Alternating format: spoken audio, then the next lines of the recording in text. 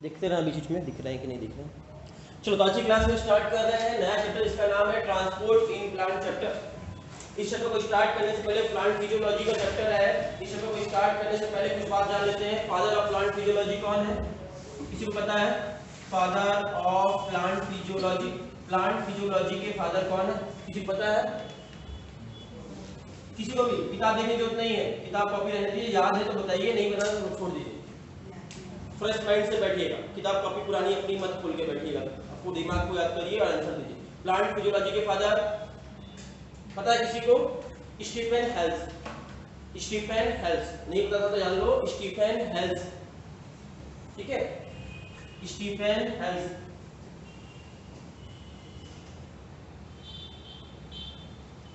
Stephen हेल्स जो थे उन्हें फादर ऑफ प्लांट फिजियोलॉजी के फादर कहते हैं। स्टीफन हेल्स, H-A, इन्हें प्लांट फिजियोलॉजी के फादर कहते हैं। Indian father of plant physiology को बता सकता है? भारत देश के बहुत फेमस थे जिन्होंने बताया प्लांट जिंदा है, प्लांट के अंदर लाइफ है, सभी लोग जानते हैं उनका नाम, बोस, जेसी बोस, जगदीश चंद्र बसु। उन्होंने पहली बार दुनिया को बताया कि प्लांट जिंदा है, प्लांट के अंदर लाइफ है, हम प्लांट को डेड मानते थे। पहली बार इंडियन साइंटिस्ट है, Indian father of, Indian father of, Indian word लगा दिया जाए, Indian father of plant physiology, answer होगा जेसी बोस, जगदीश चंद्र बसु। जेसी बोस या जगदीश चंद्र बसु दोनों सेम टू सेम है।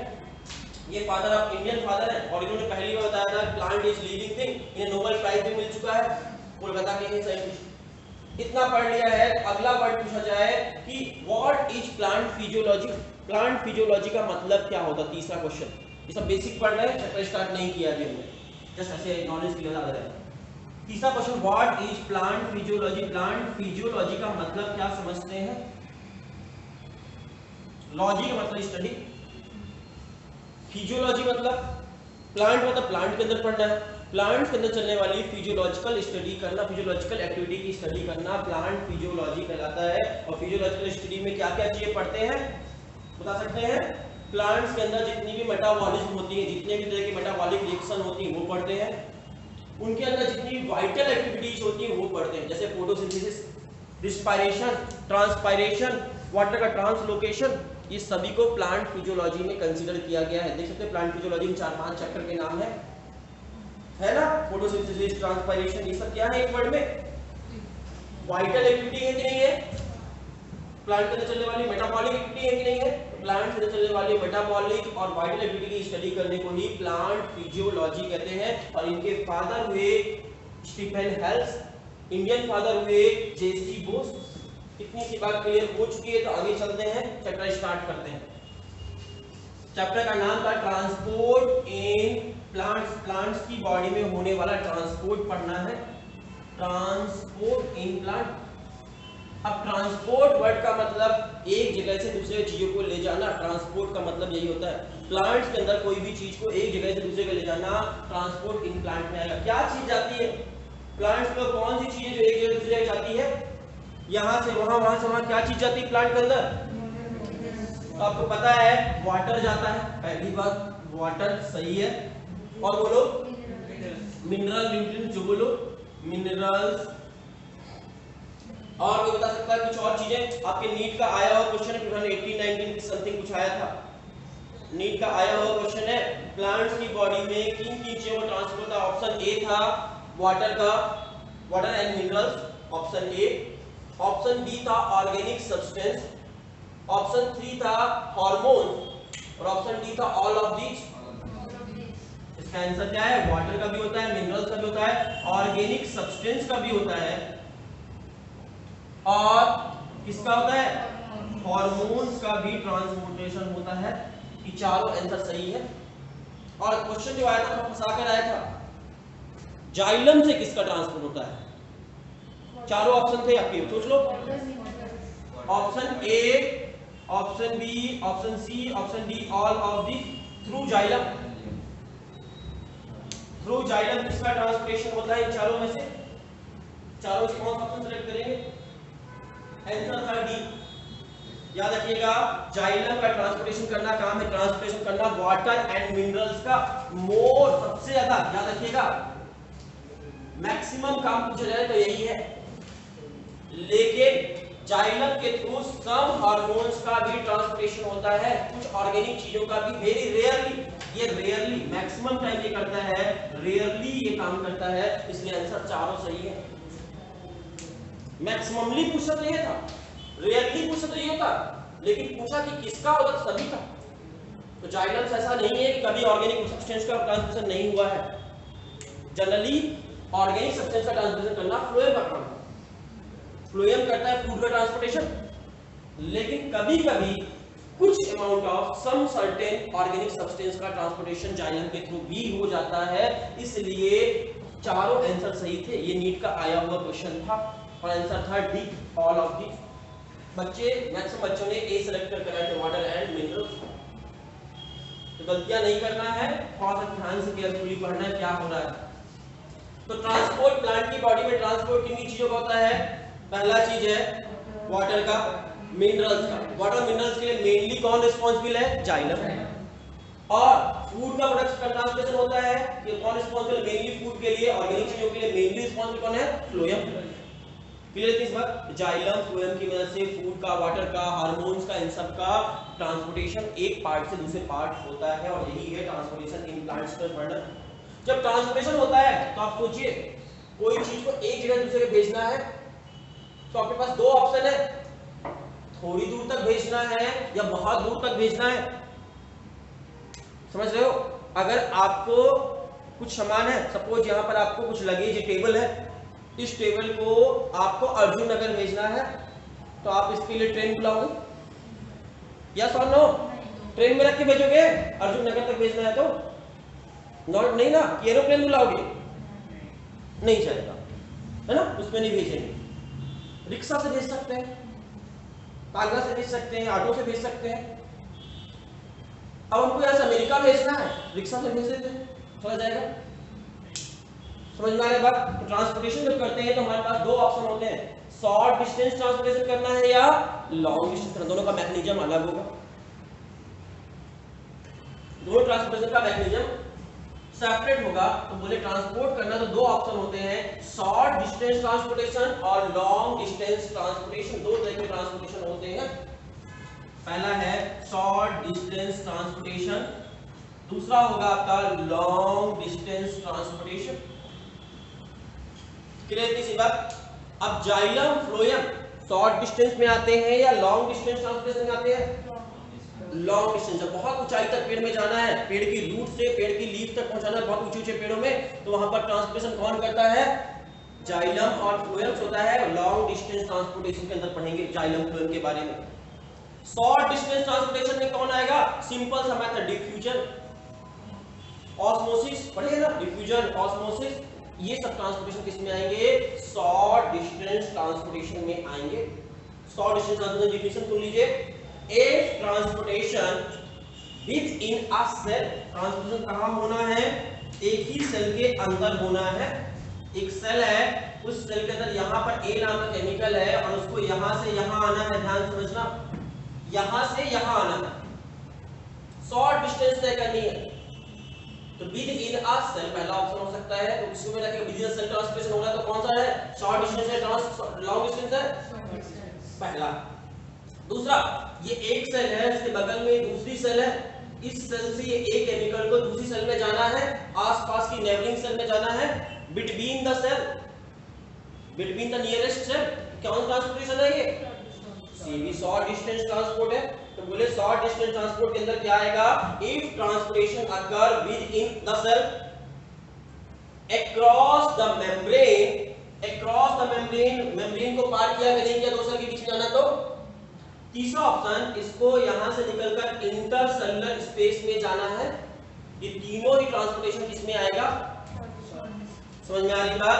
तो इसमें दो चीज हम आते हैं आपके। पहला हो गया शॉर्ट डिस्टेंस ट्रांसपोर्ट में विद इन द सेल, एक ही सेल के अंदर ट्रांसपोर्टेशन हो रहा है, कोई मेम्ब्रेन क्रॉस करने की जरूरत होगी? जनरली नहीं होगी। Within the cell transport हो सकता है पहला। दूसरा होता है बिटवीन द या across the membrane। अगर अक्रॉस द मेम्ब्रेन ट्रांसपोर्टेशन हो रहा है तो अक्रॉस द मेम्ब्रेन कहां जाएगा, मेम्ब्रेन को क्रॉस कर या तो इंटरसेलुलर स्पेस में चला जाएगा या दूसरी सेल में घुस जाएगा।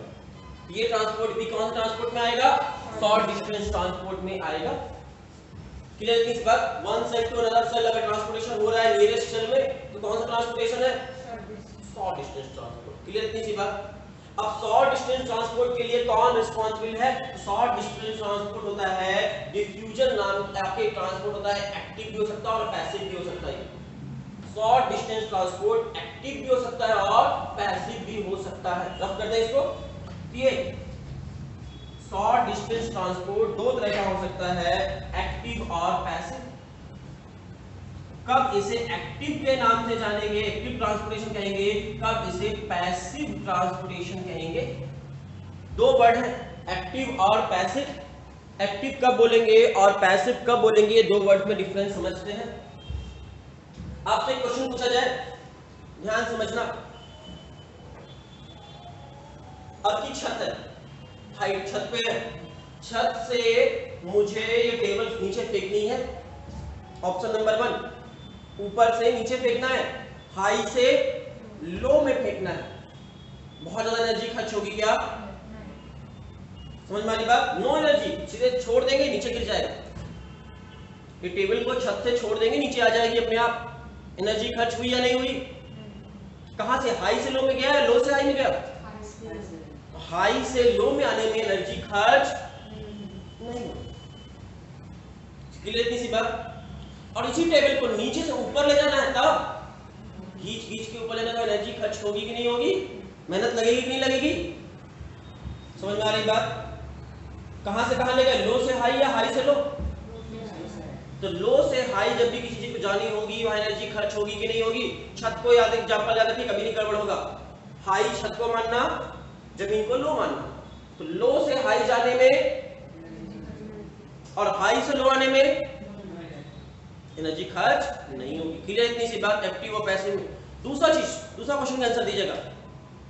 जब नीचे से ऊपर जा रहे हो, लो टू हाई जा रहे हो, ऊपर क्यों जा रहे हो, अप हिल बोलोगे कि डाउन हिल, कहां जा रहे हो तुम, अप हिल जा रहे हो, अप हिल प्रोसेस। और ऊपर से नीचे आ रहे हो तो डाउन हिल प्रोसेस। इतनी सी बात क्लियर है। एक्टिव ट्रांसपोर्ट, एक्टिव ट्रांसपोर्ट वो ट्रांसपोर्ट है जिसमें एनर्जी खर्च होती है। अगर एनर्जी की जरूरत पड़ी, energy is required, energy is required, अगर एनर्जी की जरूरत पड़ी ट्रांसपोर्टेशन होने के लिए, तो इस तरह के ट्रांसपोर्टेशन को एक्टिव ट्रांसपोर्ट कहते हैं। अगर एनर्जी की जरूरत नहीं पड़ी, no energy is required, no ATP is required, energy की जरूरत नहीं पड़ी, तो इसको पैसिव ट्रांसपोर्टेशन कहते हैं। ट्रांसपोर्टेशन दो तरह का हो गया, एक्टिव और पैसिव। एक्टिव ट्रांसपोर्टेशन के लिए एनर्जी की जरूरत पड़ती है, जबकि पैसिव ट्रांसपोर्टेशन के लिए एनर्जी की जरूरत नहीं पड़ती। इतना सब बात समझ गए हो। इतनी बात अगर समझ गए हो तो आगे क्वेश्चन अपने आप आंसर दो। एक्टिव ट्रांसपोर्ट लो कंसंट्रेशन से हाई कंसंट्रेशन की ओर मूव होगा या हाई कंसंट्रेशन से लो कंसंट्रेशन की ओर, लो कंसंट्रेशन से चीजें हाई कंसंट्रेशन में जाएंगी, लो कंसंट्रेशन से हाई कंसंट्रेशन की ओर मूवमेंट होगा जब एक्टिव ट्रांसपोर्ट होगा। तो दूसरा क्वेश्चन कैसे देना, लो से हाई जा रहा था, अप हिल प्रोसेस है या डाउन हिल प्रोसेस है, ये एनसीईआरटी का वर्ड है ये, this is up hill process, ये अप हिल प्रोसेस है।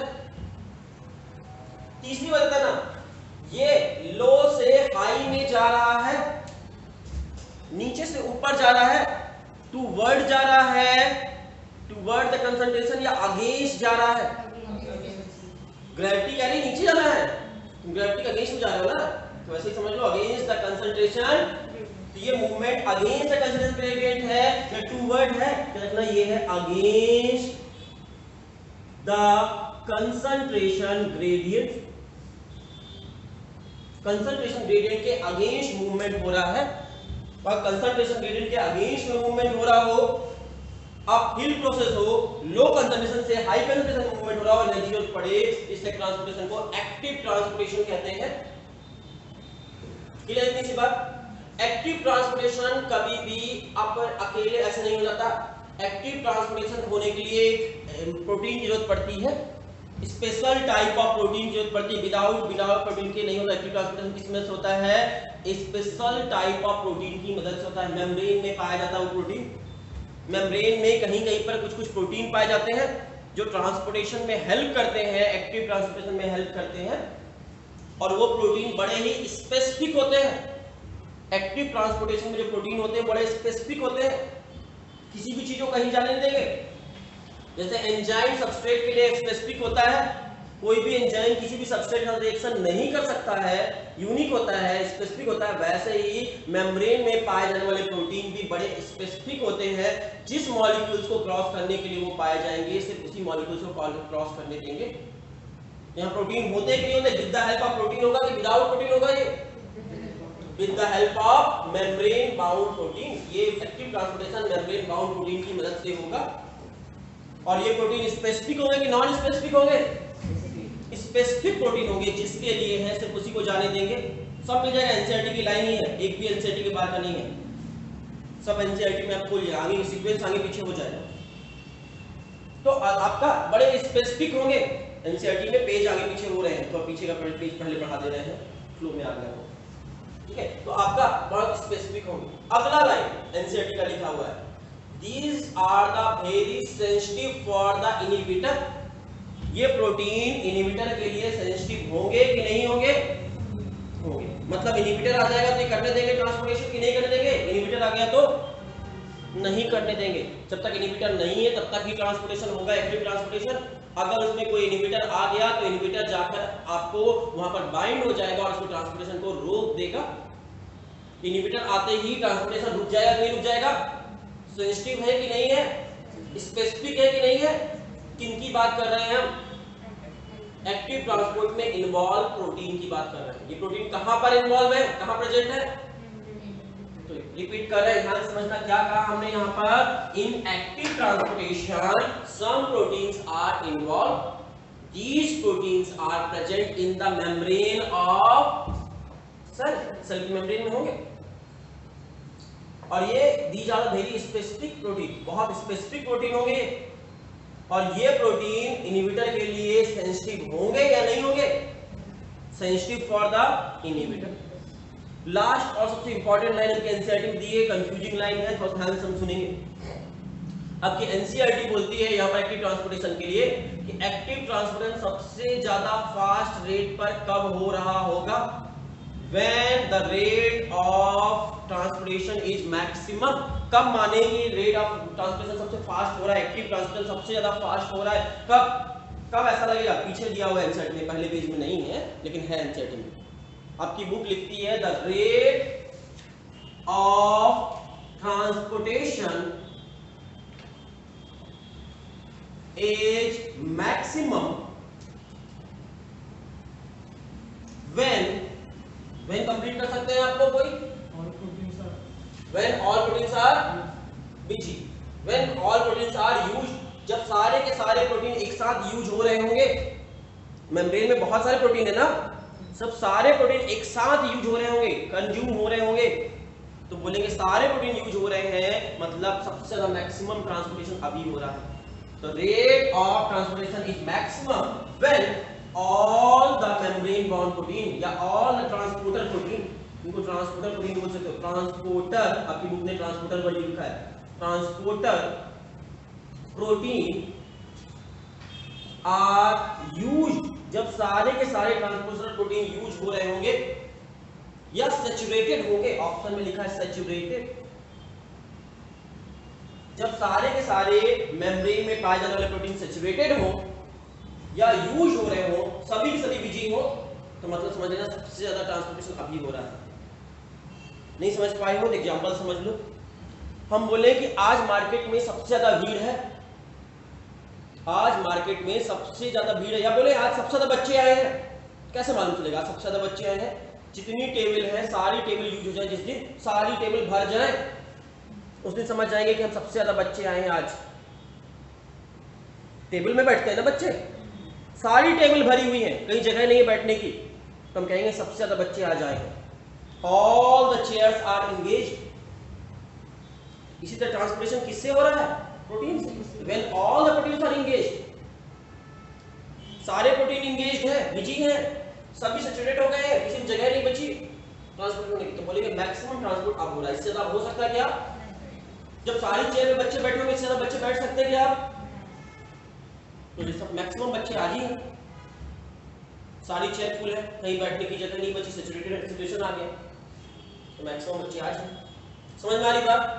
एक्टिव ट्रांसपोर्टेशन में एक स्पेशल प्रोटीन इन्वॉल्व होता है, वो प्रोटीन मेम्ब्रेन में पाया जाता है, वो प्रोटीन आपका क्या होता है, स्पेसिफिक होता है, जिसके लिए सिर्फ उसका ट्रांसपोर्टेशन करने देता है, इनहिबिटर के लिए सेंसिटिव होता है, और मैक्सिमम रेट ऑफ ट्रांसपोर्टेशन कब माना गया है? जब सारे प्रोटीन सैचुरेटेड हो।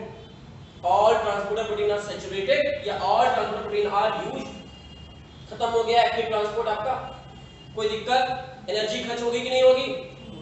लो कंसंट्रेशन से हाई कंसंट्रेशन जाना या हाई से लो?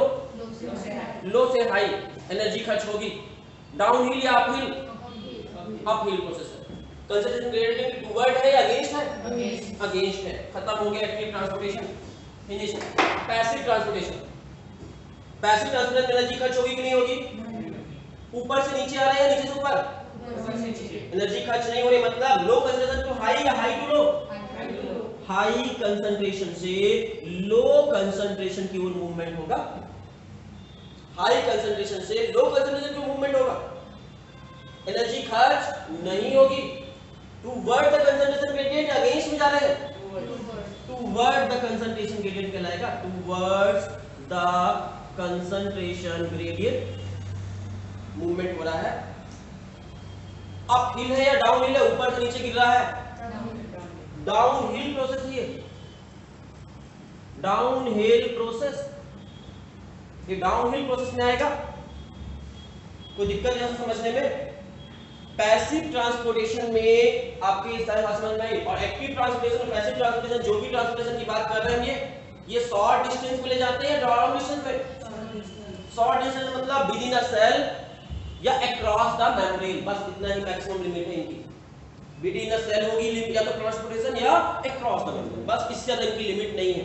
ये मत सोचो कि यहां से वहां तक पहुंचा देंगे, डिफ्यूजन वगैरह सब कुछ होके थोड़ी दूर तक जा सकता है, शॉर्ट डिस्टेंस में ये सब करते हैं ट्रांसपोर्टेशन। इतनी सी बात समझ गए हो तो बहुत अच्छी बात है। डाउन हिल प्रोसेस है। अच्छा, एक्टिव ट्रांसपोर्टेशन का कोई एग्जांपल आपकी बॉडी में? एक्टिव ट्रांसपोर्टेशन पढ़ाए ना अभी, इसका एग्जांपल नहीं बताया, एग्जांपल जल्दी से बता दो आपको। कोई भी एक आध एग्जांपल आपके सिलेबस के अंदर है। सुना है सोडियम पोटेशियम पंप के बारे में? सोडियम पोटेशियम पंप के बारे में सुना है, तो वो आपका एक्टिव ट्रांसपोर्टेशन में आता है। सोडियम पोटेशियम पंप में एनर्जी खर्च होती है, इसलिए एक्टिव ट्रांसपोर्टेशन में आता है। आपके साइटोप्लाज्मिक स्ट्रीमिंग होती है, साइटोप्लाज्मिक स्ट्रीमिंग, वो भी एक्टिव ट्रांसपोर्टेशन के अंदर ही कंसीडर किया गया, उसमें एनर्जी खर्च होती है। Cytoplasmic streaming within a cell है या क्रॉस